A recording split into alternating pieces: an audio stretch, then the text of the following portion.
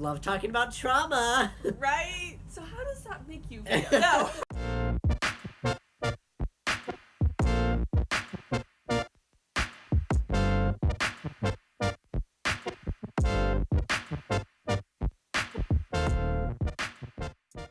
Hey, what's up, you guys? My name is Xander Foster, and today we are going to have a very honest conversation on passing.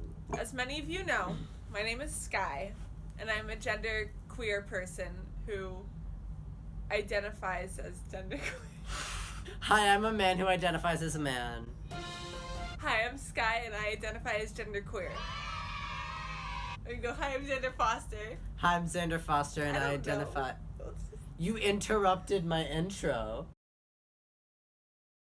A stranger would see me and recognize me as male. To me, passing isn't always being read as a cis male. It can be being read as a trans guy. As long as my identity as a man is being validated in the exchange, then I consider that to be passing. My definition of passing is someone being identified as you said, like you being identified as male by someone who just walks by you on the street. For me, passing would be someone being like, I'm not really sure about their gender. If someone read you as genderqueer, like someone saw your Instagram or something and was like, oh, they're probably genderqueer, would you consider that passing? That would be incredible. I don't think that'll ever happen. Never had that experience before, but... As a genderqueer person, I'm not always identifying as, as female or as male. I'm like, what are I don't think you've ever identified as male. No, but like I've definitely gone towards the more masculine look, Oh, I feel ya. And for me, even though passing for me would be someone being like, oh, your gender can't be read. Uh-huh. I do change my gender expression every day. Sometimes I wear a dress and I'm more feminine, and then sometimes I bind and it's more masculine. Do you find that your gender presentation and expression and the way that you express your gender that comes from within, do you find that influences if you pass or don't pass? I think so. It kind of varies because it kind of depends on like how I'm feeling that day. Like some days I feel particularly masculine. I'm like, fuck yeah, let's go. Binder, V-neck. Will you pass more though if you dress more masculine? Yeah. That's been my experience. Yeah, I kind of feel the same way, especially early on in my transition, before I started testosterone and before I had top surgery. I've had a problem in the past, but I still sort of have a problem with the fact that it's called passing, because I think it feeds into this idea that cisgender is sort of this idealistic way to be, and anything but cisgender is queer, is odd, you know what I mean? Yeah. Because if you're not a binary male or binary female, you're somewhere in the middle, and then people are just like, I don't know what to do with this information. No one's going to tell a trans guy, like, oh, you're passing as female. Or, like, no one's going to tell a cis male, you're passing as female. You know what I'm saying? Yeah. And I think that's because society has constructed it so that being cisgender and being on the binary is so much the goal. Mm-hmm. And it's like, if you're passing, it's like pass or fail.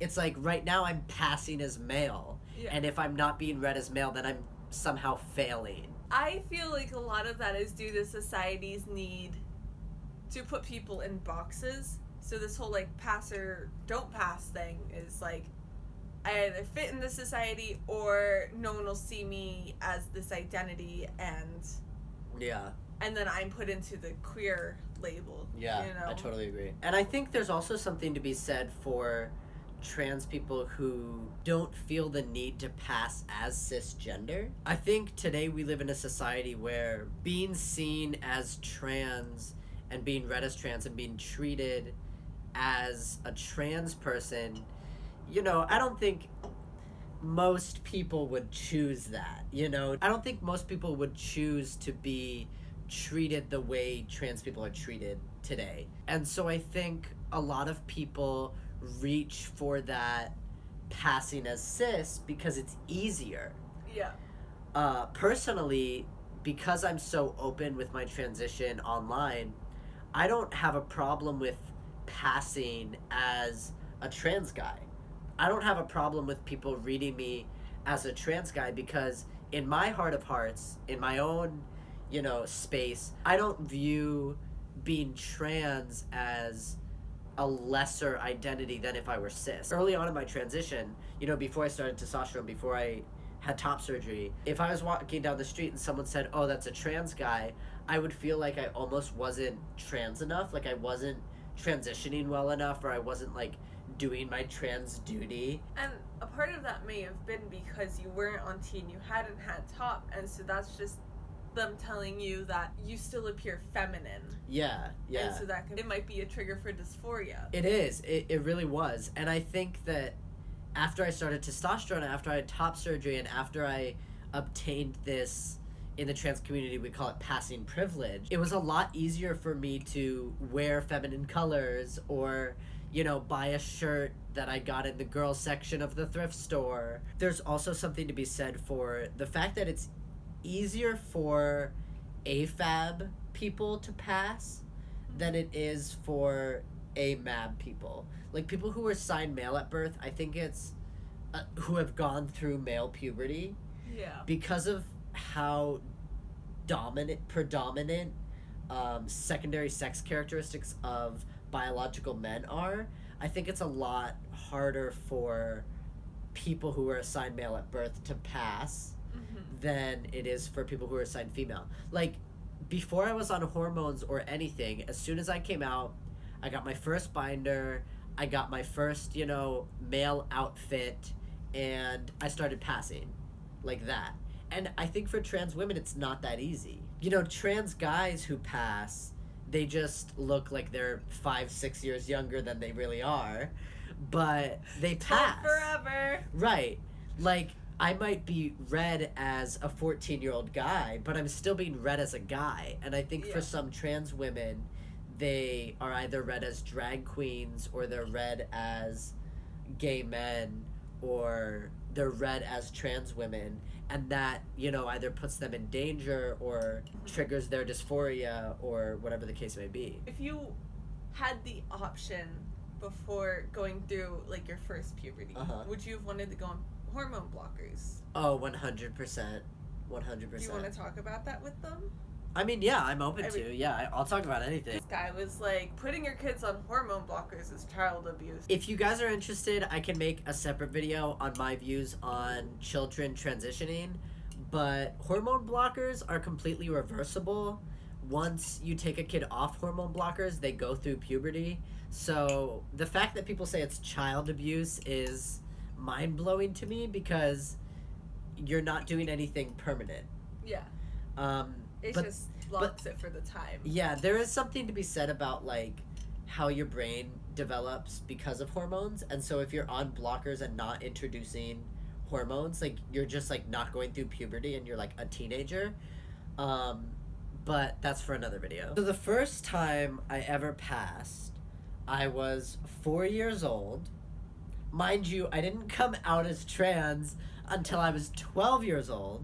But the first time I ever passed, I was at the Renaissance Fair. If you don't know what that is, it's a really weird festival based in the Renaissance, and you have people walking around as, like, woodland creatures and medieval. It's a really neat experience if you ever get the chance to go. Yeah, I would go, but, like, once in your life and then never again. I was going up to one of the activities they had for kids. What it was a ladder, and you had to climb up the ladder and ring a bell without flipping to the other side.